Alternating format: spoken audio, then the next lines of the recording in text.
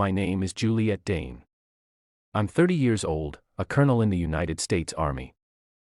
And tomorrow, I'll be sitting across from my father and brother in a high-stakes defense contract meeting, only they have no idea I'm the Pentagon liaison with final approval authority. 5 years ago, I left this house without looking back. I'd grown tired of being the disappointment, the daughter who threw away her future by choosing military service over business school. My father once told me the Army was for people without real options. That was the last meaningful conversation we had. Tonight, I'm back home for family dinner. My mother will talk about Logan's promotion. My father will nod with pride, and someone will ask me if I'm still moving around a lot. I won't argue. I won't correct them. Because tomorrow, when their boss calls me Colonel Dane in front of a room full of executives, the silence will speak for itself. Let them have tonight. Tomorrow, everything changes. The driveway was narrower than I remembered. My old car used to fit here with room to spare, but now my rented black SUV seemed too sharp, too out of place beside my mother's aging minivan. I turned off the engine and sat in silence, letting the heater fade. My palms were dry now, military calm, they'd call it, but my stomach still churned like it used to before deployment. The porch light was on, casting a warm yellow glow over the chipped welcome mat and faded front door. Nothing had changed, not the cracked steps, not the brown hedges in desperate need of trimming, and certainly not the feeling that waited for me inside, that particular blend of being unseen and hyper-analyzed all at once. I rang the doorbell out of habit. Juliet. My mother called from the kitchen. She didn't come to the door. It's open. Of course it was. I pushed it open and stepped inside. Same floral scent, same wall of framed photos, my brother's graduation, his wedding, his 2 boys. No pictures of me in uniform, not even the commissioning portrait I sent 5 years ago. Dinner's almost ready, my mother said without looking up as I stepped into the kitchen. Logan and Meryl are on their way. Logan just got another promotion. You'll never believe it. I smiled politely. That's great, Mom. You'll have to congratulate him. He's leading the entire systems integration team now. Everyone at your father's company says he's going places. That phrase, going places, used to haunt me. It always sounded like a train I missed. Now it was just noise. The dining room table was set for 6. There was no name card, but the seating was implied. Logan at the head, Dad on his right, Mom between them, and me somewhere that didn't matter. Logan and Meryl arrived exactly on time, as always. He wore the kind of blazer that says, I'm important, but not trying too hard. And she brought a bottle of wine none of us would actually enjoy, but would all pretend to appreciate. Hey, Jules, Logan said as he hugged me briefly, already looking over my shoulder toward Dad. Long time. 5 years, I replied. He blinked, clearly unsure if I was joking. I wasn't.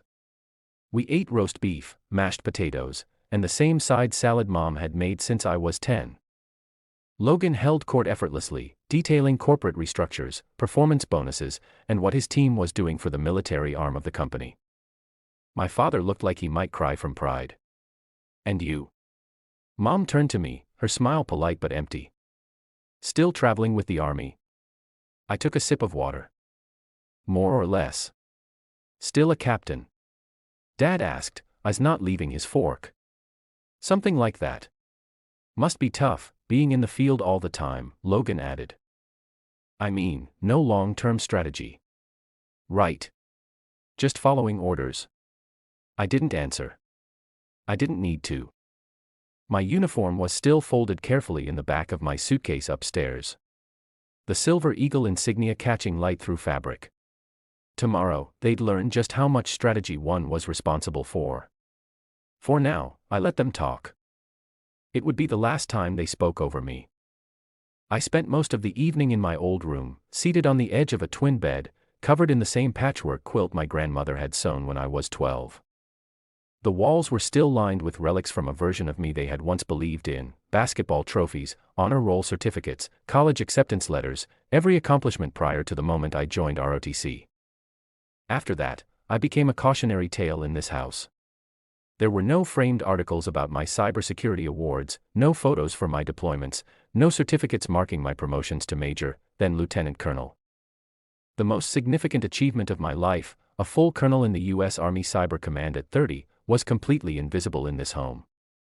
I remembered the day I told them about the ROTC scholarship. I had expected hesitation. I didn't expect disgust. My father had looked at me like I'd thrown myself away. The military is for people who don't have real potential, he had said. You are always meant for more. He'd meant his version of more, of course. An MBA, a corner office, and, ideally, a position under his wing at Westbridge Technologies, the same defense firm he'd given his life to. It was always supposed to be Logan. And when Logan stepped into that mold effortlessly, the family narrative was complete. I wasn't the daughter who chose a different path. I was the daughter who wasted hers. Downstairs, I heard the echo of laughter, Dad's deep chuckle, Mom's soft sighs, Logan's booming confidence, the sound of a tribe gathered around a chosen successor. I'd grown used to it, but the irony was almost poetic now. Logan had just been promoted to lead the systems integration team on the very military contract I now oversaw. He didn't know. None of them did. Tomorrow at 0900, I would walk into Westbridge Technologies in full uniform, brief the executive board as Pentagon liaison for Project Sentinel, and evaluate the same technical strategy Logan bragged about at dinner. Back in my room, I opened my suitcase and pulled out the uniform. Midnight blue, pressed to perfection. My ribbons and medals aligned precisely. The colonel insignia gleamed beneath the soft light. I checked for stray threads and polished the buttons with a cloth I always carried. My hands moved mechanically, ritual over emotion, because tomorrow wasn't about revenge. It was about precision, presence, and performance. It was about finally letting them see who I had become in a language they couldn't interrupt or belittle. The next morning, I arrived at Westbridge Technologies 15 minutes ahead of schedule. The parking lot was already filling with staff and business attire, rushing through security checks with lanyards and briefcases. I pulled into the reserved spot marked Military Liaison DoD Authorized, stepped out in full uniform, and adjusted my collar. Heads turned as I walked past the front checkpoint. Some stared, some stood up straighter, but no one questioned why I was there. "Good morning, Colonel," the guard at the entrance said, scanning my badge. His tone was sharp, respectful, the kind of greeting I'd never heard in my father's home. Inside, I bypassed the reception desk and took the elevator to the executive floor. I had memorized the floor plan weeks in advance. No surprises. No hesitation. When the doors opened, the person I saw was Logan. He stood near the hallway window, flipping through a sleek presentation tablet. His posture was relaxed until he saw me step out. He blinked. "Juliet, why are you in what? What is that?" I didn't stop. "Good morning, Mr. Dane. I'm here for the project review." Behind him, my father's voice echoed before he appeared. He was deep in conversation with two men in matching navy suits. Then he saw me and froze. "Juliet, what's going on? Why are you dressed like that?" he asked, eyes narrowing in confusion. He looked from me to the others in the hallway, gauging their reactions. It was dawning on him, too slowly, that something was off. Before I could answer, a tall woman with short white hair rounded the corner. Lorraine Hart, CEO of Westbridge Technologies, stopped mid-stride when she saw me. Then her expression broke into a smile. She walked directly toward me and extended a hand. "Colonel Dane, I didn't realize you'd be attending in person." "A pleasure." I shook her hand. I was in the area. I thought it would be useful to sit in on the briefing myself. "Absolutely. You'll elevate the room just by being here," Lorraine said with a chuckle. Then, turning to the group behind her, "Everyone, for those unaware, this is Colonel Juliet Dane, our Pentagon liaison for Project Sentinel. She has final approval authority for all military integrations on this project." It was like the air got sucked out of the hallway. I didn't look at my father or brother then. I didn't need to. Their silence told me everything. We entered the conference room together. My name was already on a placard at the head of the table next to Lorraine's. I sat down, reviewed my notes, and waited. The team began filtering in. Directors, engineers, project leads, each introduced themselves to me with the careful politeness reserved for people who could stall or green-light millions in funding. Some were surprised I was so young. Most were surprised I was a woman. None asked twice once they saw the insignia. Logan and my father came in last. They took seats farther down the table, stiff and quiet. The meeting started promptly at 0900. Lorraine opened the session, then turned it over to me. As we begin, I'd like to thank Colonel Dane for joining us in person. Her oversight has been invaluable, and her technical guidance has already refined key aspects of our cyber protocol design. I stood, briefed the room on current milestones, then outlined critical changes I expected implemented before the next round of funding. I made eye contact with every speaker. I asked questions. I requested documentation. And then it was Logan's turn. He stood slowly, clearly unsettled. As systems integration lead, I've been developing a new rollout strategy for Phase 2, he began, his voice faltering. I believe it aligns with our performance targets. I waited, arms crossed, letting him finish. Then I spoke. Mr. Dane, I said, neutral and professional, could you clarify how your proposed method accounts for the latency threshold specified in our last Pentagon memo? He blinked. I can revisit that portion. You'll need to. Our benchmarks are non-negotiable.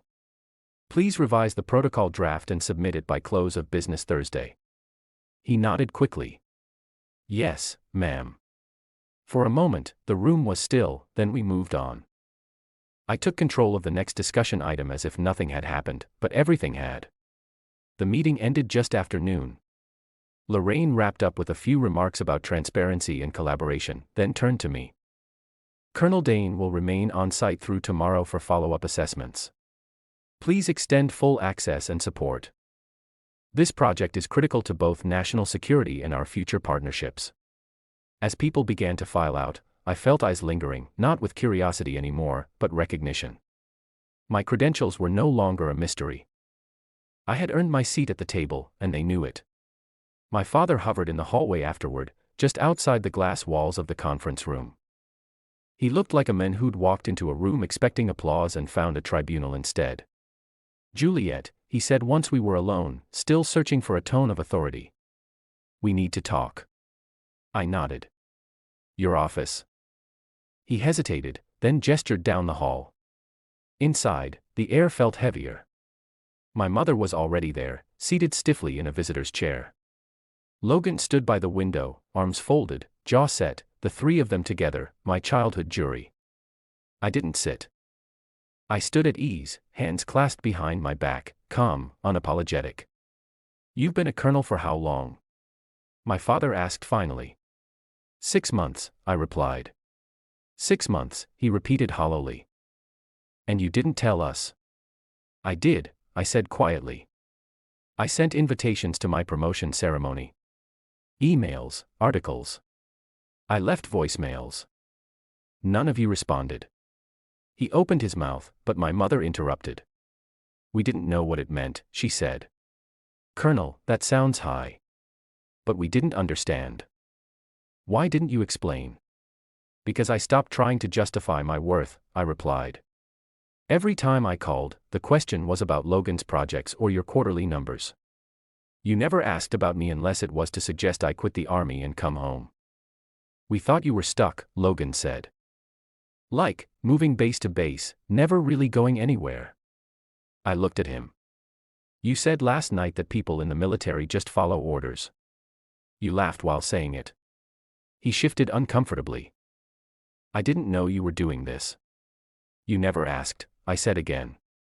My mother reached for her purse, then paused. Juliet, I don't know what to say. We should have been at your commissioning, your graduation, all of it. I thought you were pushing us away. No, I said. I just stopped hoping you'd show up. The silence that followed was thick, uncomfortable, but necessary. My father cleared his throat. So what do you want now? Public acknowledgement. An apology. A headline in the company newsletter. I shook my head. I want nothing but what I've always deserved, respect for my work, for my decisions, for the fact that I didn't fail just because I didn't follow your blueprint. Logan finally stepped away from the window. You evaluated my presentation today, and you were fair, he said, quieter now. You didn't humiliate me. I wasn't there to, I replied. I was doing my job. He nodded slowly. It was impressive. Honestly, you were commanding. It might have been the genuine compliment I'd ever heard from him. My father stood, but didn't move closer. You've built something we don't understand, he said. That's on us. We thought we knew better. We didn't. For the time, I saw hesitation in his voice, not defeat, but a beginning. He extended his hand, not for show, but in a gesture I recognized from every military promotion I'd ever stood through, a quiet offering of respect. Colonel Dane, he said, voice rough. I owe you an apology. I underestimated you completely. I took his hand. Firm grip. No bitterness, just closure. I accept. My mother blinked quickly, then stood. We'd like to try again, if you'll let us. One step at a time, I said. And for the time in years, I believed that might actually happen. 6 months later, my apartment in Washington, D.C. was quiet but full. The open-plan living room overlooked the Potomac, a clean skyline beyond the windows. My bookshelf held medals tucked between cybersecurity textbooks and a few framed mission commendations. Not too much, just enough. That night, my family joined me for dinner at my table, on my ground. My father was the to arrive, carrying a framed article. Figured you might want a copy, he said. It was a print feature from a defense journal, covering the success of Project Sentinel. My photo was at the center, me in full dress uniform, standing beside General Armstrong and Lorraine Hart. He handed it to me like it was fragile. I've had this up in my office for a few months now, he added, eyes not quite meeting mine. Thanks, Dad, I said. It means something. My mother followed a few minutes later, holding a warm pie tin with both hands. Apple, she said with an awkward smile. Still your favorite, right? It is. She glanced around the apartment. So clean, so organized. I don't know how you keep it like this. I almost replied with a joke, military habit, but decided against it. She was trying.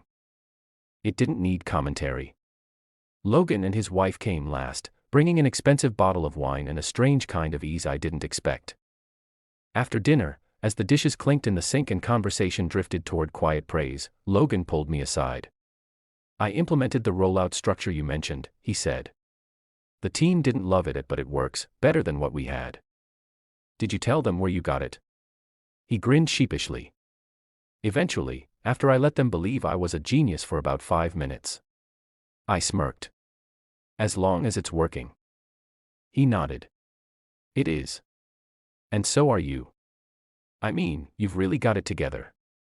I don't think I ever said that. No, you didn't. Well, I'm saying it now. Across the room, I saw my father examining the medals on the shelf. His eyes paused over one in particular, the cyber defense citation for counteracting a foreign breach that had almost crippled 2 federal networks. I read about that one, he said quietly. Didn't realize at the time.